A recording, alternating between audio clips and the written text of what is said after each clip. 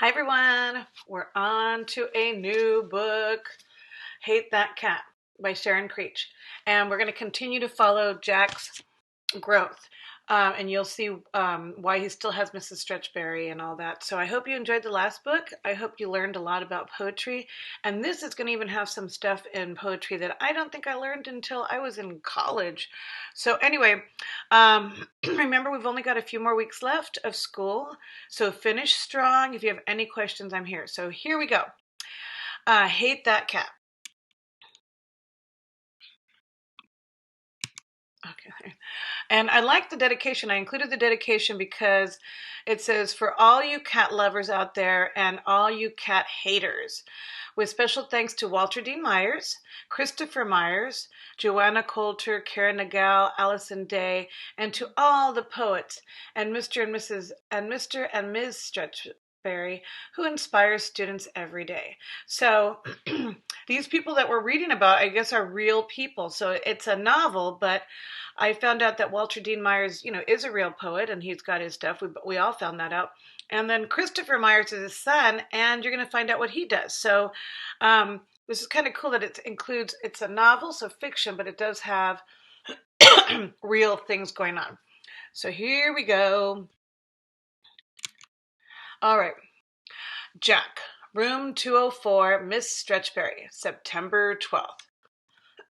I'm sorry. I hate that cat like a dog hates a rat. I said I hate that cat like a dog hates a rat. Hate to see it in the morning. Hate to see that fat black cat. September 13th. Sorry, I didn't know you liked cats. Didn't know you have one. September 14th.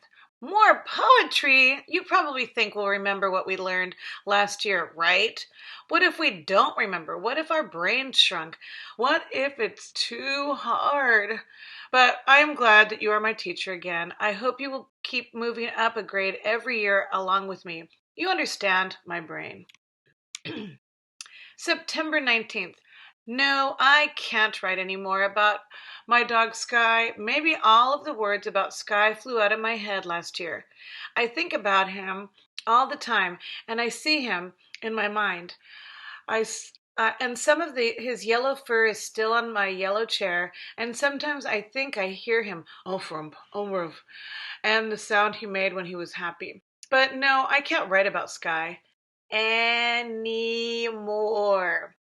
Maybe I could write about a cat, a mean cat, a crazy mean fat black cat. Although my Uncle Bill, who is a teacher in a college, said those words I wrote about Sky were not poems. He said that they were just words coming out of my head, and that a poem has a rhyme, has a regular meter, and symbols and metaphors. An onomato something, an alliterar something, and I wanted to punch him. September 21st.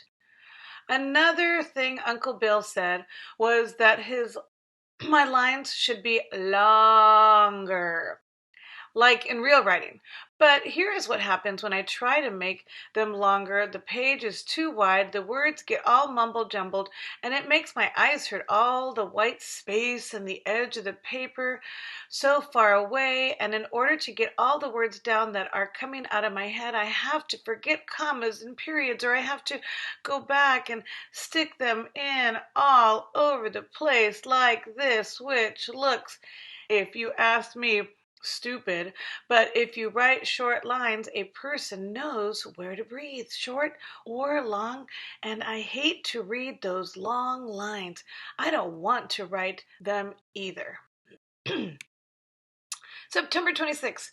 I wish you would tell my Uncle Bill all those things you said today about rhythm, about our own rhythms and our own images bouncing around in our words and making them poems. And yes, I understand that if I am ever the President of the United States, I might be expected to write very, very long lines.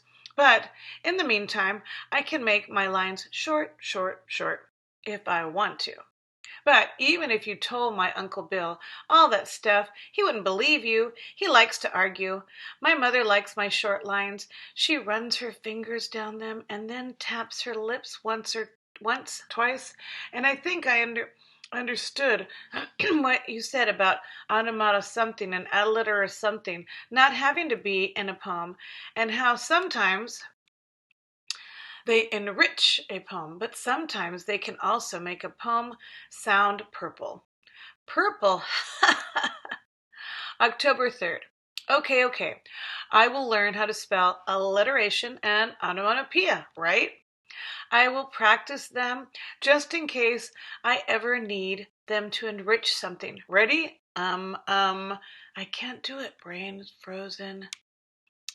First, you need to have something to write about. You can't just alliterate. You can't just onomatopoeiate all over the place, can you? October 10th. I felt like there were feathers in my brain when you brought out those objects and we practiced doing alliteration on them, like with the purple pickle and the polished pencil and the chocolate chalk. But the pickle was not purple, and the pencil was not polished, and the chalk was not chocolate. So my uncle would probably say we were wrong, even though it is fun to imagine a purple pickle, a polished pencil, and a chocolate chalk also. October 12th. Sometimes I'm wondering if you cannot hear. Do words have no sound in your head? Do you see a silent movie? Wow, that's a good question. October 16th. So much depends upon a wet wheelbarrow. The wheelbarrow poem again? Did you forget we read it last year? Okay, here's one. So much depends upon a creeping cat crouched in a tree beside a yellow bus stop. I bet you're going to ask me, why does so much depend upon the creeping cat, right? Remember? The wheelbarrow guy didn't say why. So much depends upon a red wheelbarrow and those white chickens. October 17th. Onomatopoeia made my ears frizzle today. And all the buzz, and the pop, and the drip, and the tinkle, and the trinkle, and the sounds all still buzzing and popping in my head. And the bells in the poem you read by Mr. Poe. Is he alive? All those bells, all those tinkling and jingling and swinging and ringing and the rhyming and the chiming and the clanging and the clashing and the toiling and the rolling. All those bells in the tintinnabulation. What a word, tintinnabulation. I only understood about half the words in that poem, but like you said, sometimes that is okay because we felt all those bells and we heard all those bells crazily ringing in there. Tintinnabulation. But I bet my Uncle Bill would like Mr. Poe's bell poem. My Uncle Bill would probably say that Mr. Poe repeats himself too much and needs to find a synonym for bells, but I don't care. I love all those bells. I thought of some more onomatopoeia words. Gurgle, burble, wiggle. Are those right? What about purr? And did your cat really have kittens? I don't really like creepy cats. You should get a delightful dog. October 18th. Something I was wondering, if you cannot hear what happens when you read purr, or gurgle, or chocolate chalk, can you somehow feel the purr, the gurgle, the chocolate chalk? Do you feel the sound instead of hear them? Good question. October 19th. The Yips, inspired by Mr. Edgar Allan Poe by Jack. Hear the dogs with their yips, squeaky yips. What a funny squeaking sound coming from their lips. How they ripple in the shadow of a pickle, and the yip through the air from a yip, a yip from the squeaking and the rippling of the yips. P.S. I'm not quite sure how that pickle got in there. October 22nd. Oh, my birthday. October 22nd. If you could hear, you wouldn't hear all those funny yips, but you could see the dog bouncing his head up and down, his mouth flapping, and maybe you would get an idea that he was making the same sound over and over. Maybe, but how would you know what the sound is? October 24th. I like Maggie's buzz poem. You put on the board on the orange paper, and yes, you can put a yip poem up there, and you can put my name on it too. In my head are so many bells and buzzes and yips, all jingling and clanking around, bumping into each other, very noisy in my head. If you can hear, it must be so. If you cannot hear, it must be so quiet in your head. How are how are your purr kittens? I would write a purr poem, except I don't really like cats. November 13th. When you read the kitten poem by Miss Valerie Worth, is she alive? I would see the black kitten dancing sideways and leaping and crouching with his eyes round and as orange, and I could see the black kitten pouncing on the cactus claw and a piece of fluff. It made me laugh, that black kitten. It reminds me of my dog Sky, how he would dance around and skittering leaf as if it were alive, and he would cock his head and wag his tail and scoop backwards and then yip and pounce in a fluttery leaf. He made me laugh, that Sky. And I hate to admit, but the kittens you brought to class were not creepy. I'm not saying I like cats. Dogs are much better. But kittens were fantastically funny, the way they were skittering around and purring. I guess I never saw a kitten up close before, only big, creepy cats that look like they would love to scratch you. November 20th. I told my dad about those furry kittens you brought to school, and he asked me if I would like one, and I said no, no, no, no, no. He is coming to parent conference tonight, and I just wanted you to know that I said no, no, no, no, no. November 21st. Why? Because kittens grow up to be cats. What do cats do? Do they play ball with you? Do they jump up on you? Do they lick your face, all slobbery kisses, and show you they love, love, love you? I know one fat black cat. I hate that cat. No matter who is meaner than mean, I hate that cat. And besides, even if you had a nice cat that you loved, it might run outside into the street and get squished by a car going fast with many, many miles to go before it sleeps. Or it could get sick, really, really sick, and never get better. Or it could run away, or get lost, or end up somewhere else. I hope I did not hurt your feelings, but cats are cats and dogs are dogs. P.S. Thank you for saying nice things about me to my dad last night. He liked my yip poem up on the wall, and he likes you too, for true. I'm not just saying that to make you feel good. P.S.S. No, I cannot write about my mother. That would be impossible. November 27th.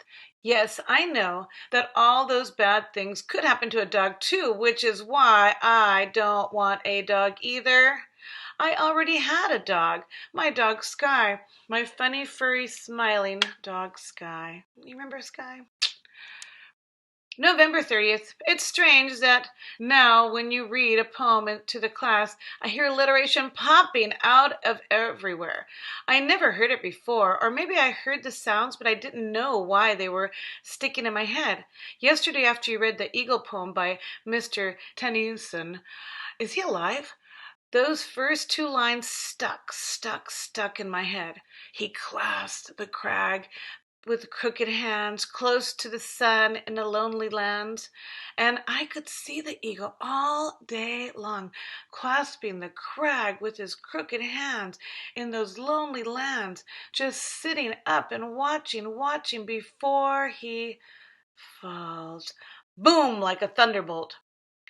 Does he swoop into the sea and snatch a fish, or a little mousie on the hillside, or a creepy cat? Sorry, just kidding. December 4th. The Dog, inspired by Mr. Tennyson by Jack. He pats the kitten with a puffy paw near the window draped with gauze, and yawns and opens up his jaws, and wrinkled rug beneath him lies. He watches with his big black eyes, and like a lazy boy he sighs. Well, at least the dog did not eat the kitten. December 6th. Those kittens of yours surprised me. They got so big and they are so funny, especially for cats. And that black one with the white spot on his forehead, she fell asleep right on my lap, even though I didn't even pet her. Well, only a tiny bit. And she was purring while she slept, so I think she was happy. But don't get me wrong, a dog still is much better than a cat.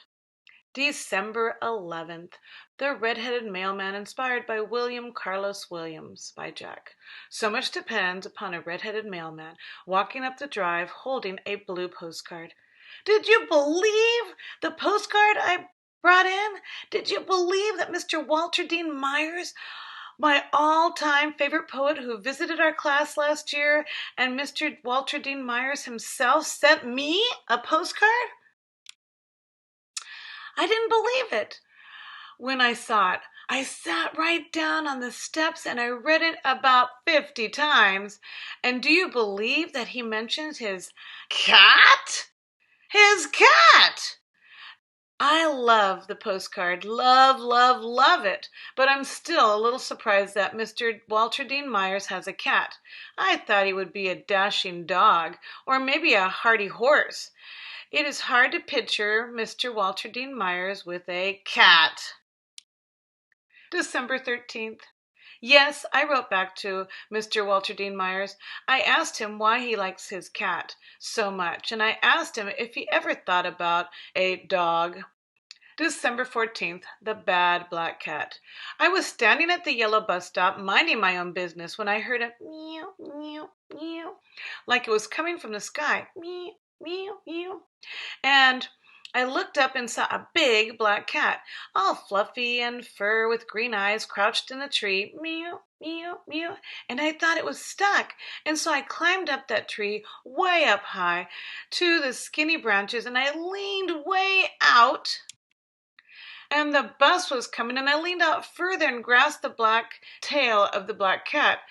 And I was so glad I'd caught it. I was going to save it, and it would be so relieved and grateful. And the bus was coming, and the fat black cat leaped backwards onto my head, and it scratched my ears and my neck and my face, and it hissed the most awful, spitting, horrible hiss as it scratched with the claws sharp as needles, and I was bleeding all over the place, and the cat scrambled across my back and onto my legs and down the tree, while I lay there clinging to the branch, stinging and bleeding, and the bus passed right on by. I hate that cat. December 17th. Why did the man throw the cat out the window? He wanted to hear it say, meow. I made that one up. I thought it was very funny, but maybe you won't like it. I will try to stop saying mean things about mean cats. December 18th. I thought you were kidding when you said that Mr. Walter Dean Myers' grown-up son, Christopher, had written a book called Black Cat. I felt like Mr. Walter Dean Myers, whose family must be in my brain, when you started reading the book, Black Cat, cousins to concrete, creeping down our city streets. I thought it was going to be about a mean cat. Like the mean black cat that attacked me. All the words were singing in my head, and I was thinking, wow, that Mr. Christopher Myers knows his alliteration. And it turned out not to be a mean cat. And it was sauntering and sipping and dancing and ducking cat wandering through the streets, just like a kid, roaming and poking around. December 19th. I read Black Cat to my mother, tapping my fingers in the rhythm like you showed us. Hard, soft, slow then faster. She drew a circle with her fingers, which means again. So I read it over, tapping. And then she put her hand up, stop. And I watched while she tapped the same rhythm as she turned the pages. Hard, soft, slow then faster. And then she closed the book and tapped her heart. Hard, soft, slow and then faster. December 20th. When you put up that one line from the Eagle poem, He clasped the crag with crooked hands and used all those different colored chalks to show Mr. Tennyson's manage of cramming alliteration and assonance and consonants all in one line. Well, I was impressed, but that doesn't mean I remember which is which. And I will never be able to do what the stuff that Mr. Tennyson does. Did he know he was doing it when he did it? I feel stupid. I'm a bad writer. I'm going to quit. December 21st. Thank you for telling me not to forget about those confusing words. Thank you for telling me I could forget those confusing words, and that it isn't knowing the words that describe writing that is important. It is the thoughts in your head that are most important, and the feelings, the rhythm is even more wondrous than hearing the rhythm. And thank you for saying I am a genius, even though I know you're exaggerating. Okay, and that was it of this part. So I hope you enjoy it. We're going to go over some of these poems in one of the other videos I make. So if you want to know what some of these terms are. But again, poetry is about feeling and rhythm. So if you don't know the vocabulary, like Miss Stretchberry said, that's not the most important thing. It's about trying it on. Don't be afraid to try it on. This is a 4th grade thing. And remember, you guys, we want to finish strong because the year's almost over and you'll be 5th graders soon. All right, talk to you later. Miss you. Bye.